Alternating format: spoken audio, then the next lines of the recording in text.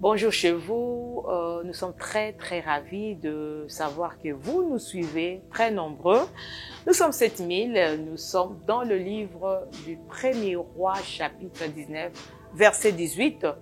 Comme on dit et on le dira tout le jour que, vous savez, Élie le Tishbite qui fut les prophètes majeurs de la Bible, selon deux révélations données par plusieurs serviteurs de Dieu par rapport à lui. Il s'est fait qu'il disait à Dieu, quand il parlait à Dieu, dans une caverne, dans la montagne de Horeb, pendant qu'il s'est rencontré avec Dieu, Dieu lui demandait, qu'est-ce que tu fais ici? Et il a dit, je suis resté le seul. Mais Dieu répliqua pour le Dieu, non, tu n'es pas resté le seul. Il y a 7000 hommes qui n'ont jamais fléchi devant Baal et même le lèvre ne l'a point baisé. Et nous sommes ses réserves, nous sommes le 7000 hommes dont Dieu a épargné au moment de sa rencontre avec Élie le Tishbite. Aujourd'hui, nous avons un thème que Dieu nous a inspiré, le neuf lépreux. Et là, nous sommes dans le livre de Luc, chapitre 17, versets 12 à 18. Mais avant tout, nous allons prier. Éternel Dieu des armées, nous te bénissons pour ton amour immense, pour cette vision 7000. Bénis la personne qui nous suit, nous menaçons tout ce qui n'est pas de toi. Merci pour la présence de tes anges. Merci pour ton esprit qui est avec nous, du début jusqu'à la fin. Que la personne qui nous suivra, du début jusqu'à la fin, qu'il soit béni au nom de Jésus-Christ. Amen.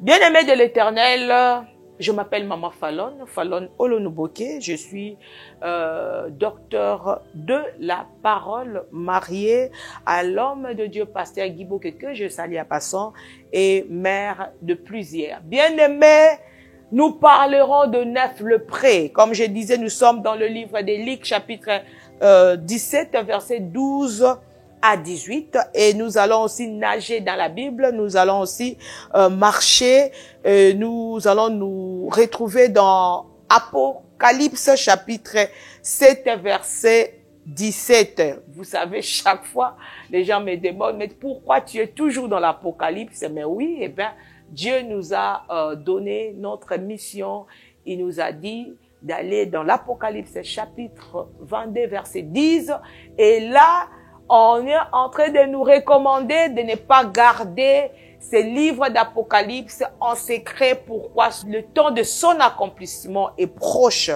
Et nous, en tant que 7000, nous interpellons le serviteur de Dieu et de parler de la seconde venue de Jésus-Christ. Et si nous sommes basés dans l'Apocalypse, c'est parce que l'ancienne alliance commença par l'ancienne alliance jusqu'à arriver à la nouvelle alliance, préfigure ce que nous allons voir dans l'Apocalypse, l'avènement du Christ, les châtiments de Jésus-Christ pour les nations, le peuple qui n'ont pas su, bien aimé, surmonter les tentations du diable. Bonjour chez vous, bonsoir, ça dépend de l'endroit où vous vous trouvez. Bien-aimé, le neuf lépreux. Qui sont le neuf lépreux? Pourquoi on ne veut pas parler de 10 lépreux? Parce qu'il s'agissait de 10 lépreux. Si nous lisons la parole ici, nous allons juste lire parce que nous voulons pas vous prendre beaucoup du temps. On dit toujours, nous avons affaire aux hommes de Dieu qui ont le rouleau dans eux. Nous allons lire dans Luc chapitre 17, verset 17, Jésus prenant la parole dit, les 10 n'ont-ils pas été guéris? Et les 9 autres, où sont-ils? Alléluia! Les 9 autres, où sont-ils? C'est là où nous allons nous atteler.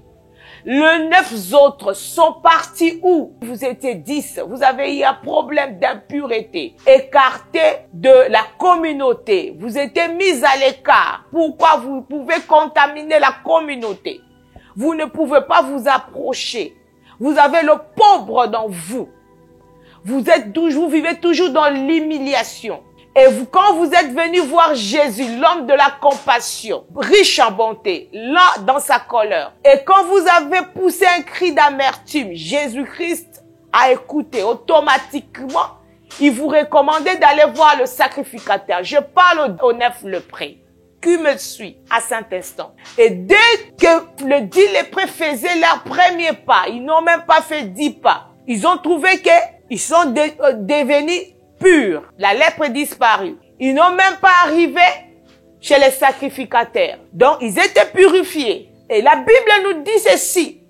L'un d'eux, qui était étranger, c'était un Samaritain. Vous savez, Samaritain, caractéristiquement parlant, ce sont des idolâtres. Ce sont des gens qui mènent double vie. On peut le voir dans des choses de Dieu. Donc, ils mélangent tout. Or, quand ils mélangent, Père va te vomir. Donc, ils sont pas de chrétiens. Mais cet homme, quand il a vu que l'état d'humiliation, l'état d'impureté, il vivait à l'écart de la communauté. Personne ne pouvait les approcher, ni leur famille. Ils avaient même du mal à se produire, donc se marier. Ils étaient privés de toutes choses. Ils ne peuvent pas entrer dans des supermarchés, dans un endroit public. Et ils n'ont pas besoin de loisirs. Ils sont dans un camp, à l'écart de la communauté de la ville. Ils vivent dans leur monde. Mais quand Dieu, Jésus, dans son amour, les a rendus purs, ils étaient 10, mais il s'est dit que non, je dois rentrer. Je dois rentrer vers Jésus, rendre gloire à Jésus, rendre des actions de grâce à Jésus, dire merci à Jésus. Mais quand il est revenu à Jésus, il s'est agenouillé. Il rendait gloire à Jésus. Sa magnificence, son amour, sa bonté, la compassion de Jésus a produit la pureté. Il a repris sa vie normale. Dans la société, maintenant, il sera utile. Jésus lui a demandé où sont les 9 autres. Alléluia. Jésus-Christ, il est le maître initiateur de toutes choses. Il savait que parmi les 10, c'était la seule qui était étranger aux choses de Dieu. Le Samaritain qui n'était pas instruit dans des choses de Dieu. Il n'était pas enseigné, il connaissait rien de Dieu. Mais il est revenu. Il a posé la question, où sont passés les 9 autres? Où sont-ils? N'est-ce pas, vous n'étiez pas 10? Oui, on était 10. Mais comment tu peux revenir? Toi, tu es étranger, tu ne connais rien. Tu ne connais rien de la parole de choses de Dieu. Tu reviens seul. Mais où sont les 9? Bien-aimés serviteurs de Dieu, Dieu nous envoie en tant que 7000. De vous dire, de vous demander, où sont les 9? C'est-à-dire, il y a de serviteurs de Dieu, 9 lépreux. Parce que le 9 lépreux là, donne l'image des serviteurs de Dieu, qui viennent chez Dieu, ils viennent chez Jésus, en état brut, insensé. Mais Jésus-Christ fait d'eux des serviteurs de Dieu. Il les dote de toutes les capacités surnaturelles. Jésus-Christ les dote de dons. Jésus-Christ les dote de puissance parce qu'il est le tout-puissant.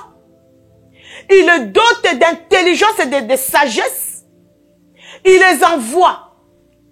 Allez maintenant, faites de nations, mes disciples, baptisez, prêchez la parole, dire de parler de la parole du temps, bénir, délivrer, guérir les malades. Mais ces serviteurs-là, quand ils vont, ils ne reviennent plus à la source. Alléluia. Jésus-Christ est la source.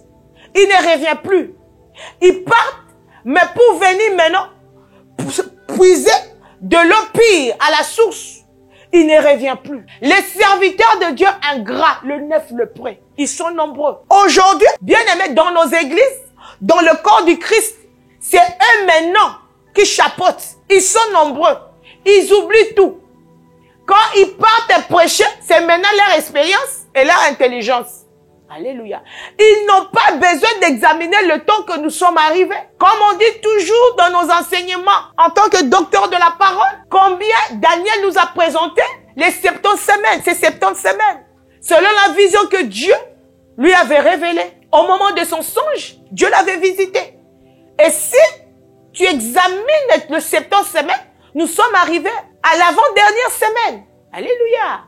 Donc Jésus-Christ veut venir prendre l'église. Donc nous devons prêcher la parole pour maintenant préparer l'église à l'enlèvement. Parler de la sanctification de la crainte. Aller partout et prêcher surtout les incirconcis. Et qu'ils viennent vers nous, qu'ils deviennent circoncis comme nous. Leur montrer combien, après l'enlèvement, qu'est-ce qui se produira avec le châtiment que Dieu va utiliser pour frapper les nations, le peuple. Mais les hommes de Dieu neuf le près ne reviennent plus. Comme ils ont tout, comme ils ont la renommée, ils ont maintenant la richesse, ils sont devenus des stars. Dieu dans son amour ne se répand pas de son don. Quand il te donne, il te donne. C'est ça la faiblesse. Pour eux, ils trouvent que c'est la faiblesse. Or, Dieu n'est pas faible. Alléluia. Moi, je dis toujours, c'est un acteur gang à film. Alléluia. On ne peut pas le tromper. Ce que nous, le neuf, le près, nous sémons, c'est ce que nous allons récolter. Comment tu es passé venu, tu étais lépreux. Tu fus lépreux. Qui pouvait t'acclamer? Qui pouvait t'écouter? Alléluia. Le pauvre dans toi faisait fuir les gens. Même dans ta famille, tu n'avais même pas de monopole. Mais Jésus-Christ te choisit, te tire de loin. Comme il avait choisi Jérémie. Quand Jérémie avait peur, Dieu lui a dit qu'il ne voit pas comme tu es là. Mais moi, je mets sur toi l'onction spéciale. Et cette onction, c'est pourquoi? C'est pour détruire, ruiner, renverser et planter. Alléluia. C'est ce que Dieu a réclamé. Jésus-Christ a réclamé. Quand il parlait à l'un d'eux qui était étranger, où sont-ils passés? Pourquoi ils sont venus? Je les ai donné ce que je pouvais faire d'eux. Ils sont partis pour ne plus revenir. Serviteur de Dieu, c'est malheureux pour toi. Tu es conforme à l'oiseau qu'on appelle corbeau, l'animal impur. Noé a envoyé le corbeau. Va voir si la terre est sèche. Viens nous rapporter. Alléluia. Ce que tu as vu là-bas, ce que tu as constaté. Parce que nous avons fait plus de temps dans l'arche. Alléluia. Après le déluge, part.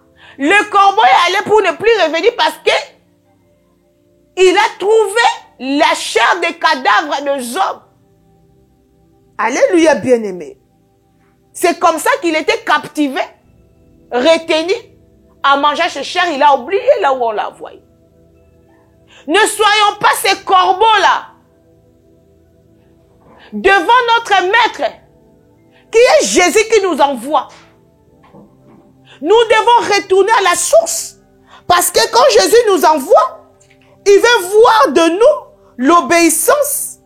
Un serviteur à côté de son maître. Et si nous ne faisons pas ce que Jésus-Christ nous envoie, nous demande de faire, il tient les bâtons comme je parlais l'autre fois. Alléluia. Je parlais l'autre fois. Aux serviteurs de Dieu qui font de l'église un supermarché. Alléluia. Jésus-Christ tient les bâtons spirituellement, tant spirituel que physique. Il descend pour frapper. Et quand il frappera, c'est aux yeux de tout le monde.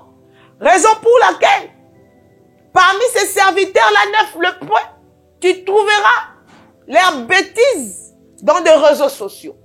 Alléluia. Ils ne savent pas comment se couvrir. C'est Dieu qui a couvert Adam.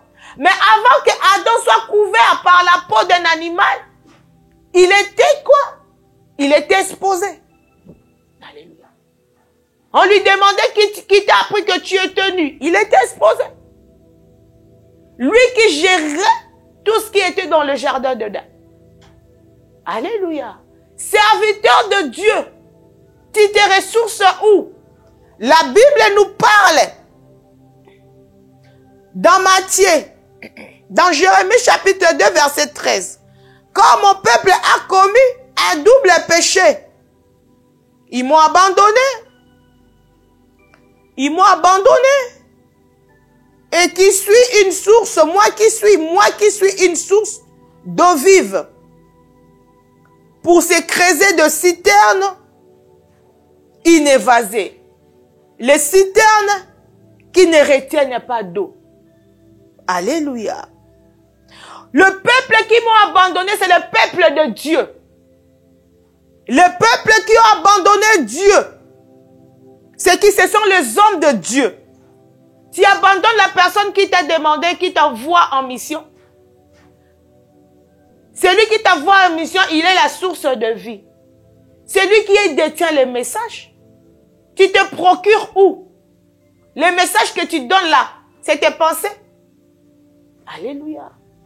Nous cherchons à trouver dans tes messages qui va révolter les gens qui mènent le double vie. Les gens qui nagent dans le péché de se convertir, on ne trouve pas. Dans tes messages là, c'est seulement quoi? L'imitation, la comédie, la concurrence. Le mativisme, c'est ça. Mais Dieu attend d'écouter dans toi les messages de la repentance et de la sanctification pour amener, révolter des gens, à révolter les gens à craindre Dieu. Donc toi là, comme la Bible nous dit dans Jérémie, chapitre 2, verset 13, toi tu pars dans des citernes, au lieu d'aller puiser de l'eau, la Bible dit clairement, tu pars dans des citernes qui ne contiennent pas de l'eau. Alléluia. Tu es un serviteur neuf lépreux, mort. Alléluia. Tu crois que tu as tout eu. Tu crois que tu es pur. Mais le diable là est au côté, il est devant toi. Alléluia. Quand Jonas allait, il a fui pour aller à Ninive. Il s'est dirigé à Tarsis. Il ne savait pas que là où il va, le diable est là-bas. En dehors du message du temps, en dehors du livre qui est authentique de la parole de l'Apocalypse, quand on nous demande, on nous recommande de ne pas garder ça en secret parce que le temps de l'accomplissement est proche. Toi, tu ne veux pas parler de ça. Il y aura la vague dans ton chemin. C'est comme ça que tu es exposé. Alléluia. La vague sera dans ton chemin. C'est alors que tu vas faire une prière. Tu seras dans l'eau, avalé par un gros poisson. Alléluia. Tu ne peux pas fuir Dieu. Tu vas fuir Dieu pour aller te cacher où? On se demande parce qu'on est en train de nous prêcher, nous serviteurs de Dieu. Moi, docteur Fallon, je vais fuir Dieu pour me cacher où?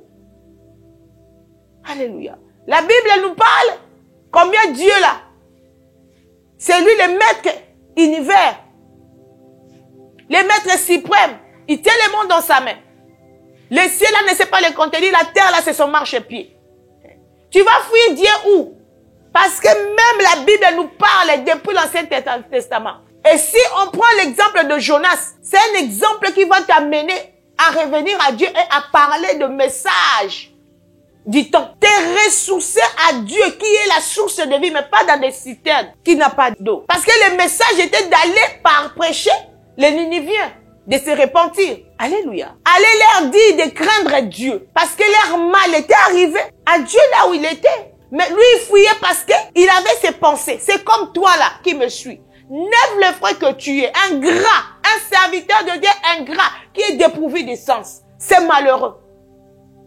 Tu es derrière le siècle présent. Tu cherches quoi? Parce que ces choses-là sont éphémères. C'est que Dieu, Jésus attend de toi. Parler de gens de lui. Dis aux gens que Jésus-Christ, très bientôt là, il va venir.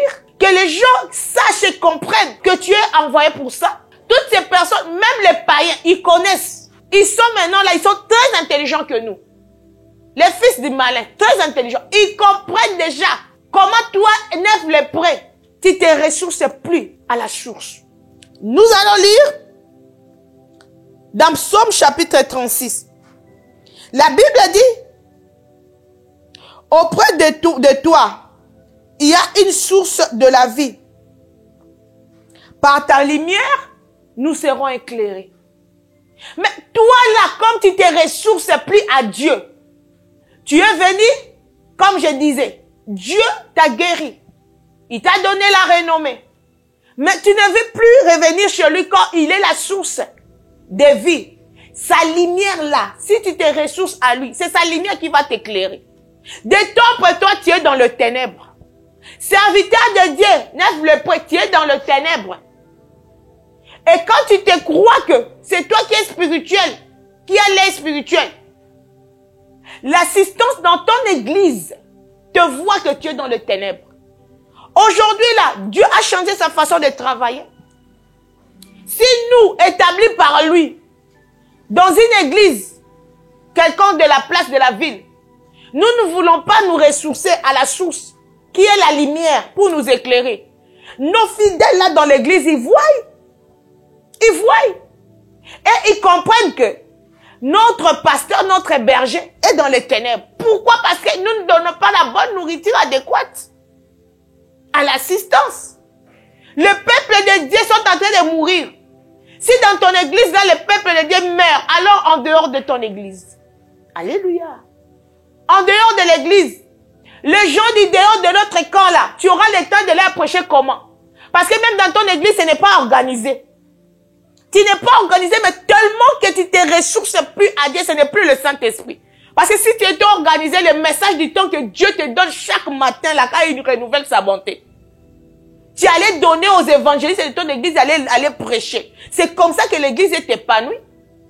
Alléluia. Et la parole de Dieu est répandue partout dans tous les quatre coins du monde. Pour en faire du monde les disciples. Dieu te jugera, même le prêtre qui me suit, selon ce que tu es en train de ton rendement. Alléluia. Il te jugera. La Bible nous dit ceci. Dans Ésaïe, chapitre 12, verset 3. Vous puiserez de l'eau avec joie. Et ça vous servira de salut. C'est-à-dire, l'eau là que nous allons puiser, on le puise avec joie. Un serviteur de Dieu, quand il vient chez Dieu tel qu'il était venu, il était lié dans la coutume de sa famille, les réclamations de la famille. Il était condamné aux humiliations. Mais Dieu l'a couvert comme il avait couvert Adam. Et lui donne maintenant la mission comme Jérémie. Bien-aimé de l'Éternel, ce que tu feras si tu te ressources à ce Dieu, comme Ésaïe chapitre 12 verset 3, bien-aimé, c'est là où se trouve ton salut. C'est là où se trouve ton salut. Et tu seras sauvé.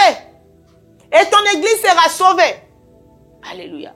Nous avons vu combien les églises de l'Asie mineure a été exposées par Dieu. Alléluia. Exposées par rapport à leurs méfaits et la nécessité. Tu te trouves où? On te classe dans Éphèse, dans Thyatire, dans Smyrne, ou bien tu es Philadelphie, ou tu es carrément le diable qui est là Odyssée. Alléluia. La Bible nous parle dans l'Apocalypse chapitre 7 verset 17 ceci. Car l'ange qui retient, l'ange qui est au milieu du trône, les pètera et les conduira aux sources de l'eau de la vie. Et Dieu essuiera toute larme de leurs yeux plutôt. Bien-aimés de l'Éternel, là on parle aux peuples qui vont rester après l'enlèvement. Tu verras que quand nous marchons dans la Bible par rapport à la source, tu verras que la source a continué. La seule source, c'est le Dieu, le Père, le créateur de toutes les choses par Jésus-Christ. Alléluia. C'est-à-dire, quand Jésus-Christ viendra prendre l'église, la source est toujours là. Alléluia. Et c'est alors aux personnes qui vont laver leurs vêtements, ils auront la deuxième chance, si vous voulez. La deuxième chance. C'est-à-dire, en lavant leurs vêtements, c'est alors qu'il sera conduit aux sources de la vie, qui est Dieu, pour essuyer leurs yeux. Parce que les yeux là, sera couvert de larmes, en voyant que eux, ils n'étaient pas enlevés. Et ils sont dans le tourment, avec les châtiments que Dieu va châtier. Nous devons penser à la source. La source qui est Jésus-Christ. Ne soyons pas des neufs le pré-serviteur d'aujourd'hui. Ne soyons pas gang. Si nous croyons qu'on est gang, on n'est pas gang. Revenons à Christ. Laissons de prêcher nos pensées, notre expérience. Laissons d'imiter les autres, parler de nous, faire de nous une publicité, parler de sottises, faire des comédies pour avoir le view. Bien-aimés de l'Éternel, nous voulons clôturer. Et ce message, quand nous le méditons, nous voyons combien Jésus-Christ réclamait sa gloire. Il a réclamé où sont partis les 9 autres. Ces 9-là ne sont-ils pas guéris? Oui, effectivement, nous tous, on était 10, on a été purifiés. Mais où sont-ils partis? Il fallait que ça soit toi pour revenir. Toi, tu es étranger, tu ne connais rien. C'est alors que Dieu, quand il parlait aux centeniers, à ses disciples, il leur disait, ne soyez pas surpris, parce que celui-ci, sa foi, m'a scandalisé. Quand il disait que moi, je suis un commandant, je peux commander à mes célibataires, va faire ceci, viens, pars, et ils obéissent. Toi, Jésus dit seulement un mot. Quand tu dis un mot, l'un de mes célibataires sera guéri. Et il venait pas plaider pour sa femme et ses enfants. L'un de ses soldats, il était gravement malade. Et cette fois, avait émerveillé Jésus. Il a regardé ses disciples, il a dit, au dernier jour, vous qui prétendez dire que vous êtes mes disciples, 9 lépreux que vous êtes, ne soyez pas étonnés. Quand je vais souper avec telle personne, la Bible nous parle dans Hébreux chapitre 12, verset 28. C'est pourquoi, recevant un royaume inébranlable, montrons notre reconnaissance en rendant à Dieu un culte qui lui soit agréable. Pourquoi? Ce Jésus-là, ce Dieu-là est aussi un fait dévorant. Montrons-nous reconnaissants, serviteur de Dieu qui est venu en état brut, et Dieu a fait de toi un homme aux yeux de tout le monde. Aujourd'hui, tu as la renommée. Aujourd'hui, tout le monde peut t'écouter, t'acclamer. Et aujourd'hui, c'est la lumière de Jésus-Christ, de Dieu, qui éclaire ton chemin. Tout ce que tu fais, tu prospères. Mais tu dois revenir à la source qui est Dieu pour premièrement montrer ta reconnaissance et prendre le message du temps au travers de la personne qui t'avait envoyé. Mais voilà que tu es irreconnaissant. Tu es ingrat. 9 lépreux que tu es, serviteur de Dieu qui me suit. C'est malheureux. Dieu nous envoie tant que 7000 tâches. Ton jugement sera double. Tu seras jugé non seulement dans ce siècle présent et au siècle à venir. Pourquoi? Parce que tu ne donnes plus la nourriture proprement dite venant de lui-même, qui est le maître de la moisson. La Bible nous parle d'une histoire, bien-aimés, nous voulons chuter, d'une histoire du maître et de son serviteur. Là, nous sommes dans Matthieu chapitre 18, verset 23 à 35. Nous allons pas lire, mais je vais seulement parler en grosso modo par rapport à cette histoire pour que tu te retrouves. Cet homme avait la dette de Dieu. Serviteur qui me suit, quand tu viens, Dieu te dote de toutes tes capacités surnaturelles pour aller prêcher, faire de nations ses disciples en prêchant la parole, le message du moment. Il a fait de toi pasteur, évangéliste, docteur, prophète, pour sa gloire, pour lui ramener les âmes perdues, pour peupler son camp. Tu as sa dette. Tu as la dette de Dieu. Il faut pas oublier ça. Tu as la chose de Dieu et il réclame ça comme il a réclamé le 9 lépreux. Le serviteur avait la dette de son maître. Et quand le maître l'a rencontré, lui a dit, donne-moi ma dette parce que là, à cause de ma dette, ça va coûter ta tête. Ta famille, ta femme, tes enfants, tout te bien. Tu es prêt à donner tout ça parce que la dette là, son prix est terrible. Ce que Dieu a mis dans toi, on ne sait même pas énumérer les prix. On ne sait pas chiffrer ça. Ce que Dieu t'a donné là, qui a fait de toi ta renommée et tu pars comme, tu profites parce qu'il ne se répand pas de son don. Et tu fais de n'importe quoi. C'est une dette. Le serviteur a supplié Dieu en genoux. A supplié son maître. Il a dit, maître, donne-moi encore du temps. Donne-moi encore du temps de cultiver, voir comment je vais faire pour te rembourser. Le maître avec amour, il a dit, ok, nous sommes dans Matthieu 18, 23 à 35. Il a dit, ok, c'est bon. Je t'accorde du temps. Mais de son tour, quand il rentrait chez lui, il se rencontra au cours de son chemin son compagnon. Il étrangla son compagnon, il saisit son compagnon, sans pitié en lui disant, paye ma dette. La Bible dit, le compagnon n'avait rien. Amen.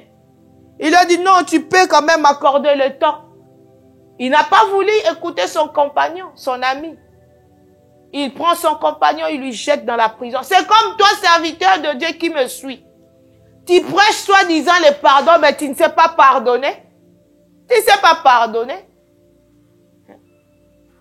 Tu prêches la dîme, mais tu ne donnes pas la dîme. Tu es voleur de dîme. Tu prêches les offrandes, les actions de grâce. Tu vends ce que Dieu a mis dans toi. En élevant la prospérité dans tes prédications pour soutirer de l'argent. Mais toi-même, tu ne fais rien. Tu n'es même pas un modèle. Il prend le type, il le jeta dans la prison. Jusqu'à ce que le type lui a remboursé l'argent pour le libérer dans la prison. Et les gens qui ont vu, ils connaissaient son histoire avec son maître. Ils sont allés dire au maître. Le maître le reprend, lui dit, toi, tu m'as supplié, n'est-ce pas? Tu es un mauvais serviteur. Le maître a dit, tu es un méchant serviteur. Tu ressembles à ton père, tu ne me ressembles pas. Quand tu es venu chez moi, je t'ai tout donné. Ce que je t'ai donné, c'est une dette. Ça valait toute ta vie et la vie de ta famille et tes enfants, ton mari et ta femme. Tout est bien. Ce que je t'avais donné. Mais quand tu pars, tu ne sais plus revenir à moi pour que je te donne les itinéraires. Je te montre le chemin à suivre. Que je sois ton maître. Mais le dette s'augmentait du jour au jour. Tu m'as supplié ici. Et après, on m'apprend que tu as fait deux choses à ton compagnon. Tu n'es pas modèle. Tu ne mérites pas de bonnes choses. Tu ne mérites pas ma grâce. Tu ne mérites pas mon repos. Tu ne mérites aucune récompense. Tu ne mérites aucune compassion.